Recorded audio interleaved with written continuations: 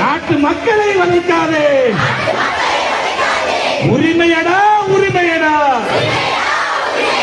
எங்களின் ஆலய வழிபாடு அரசியல் அமைப்பு தந்த உரிமையடா.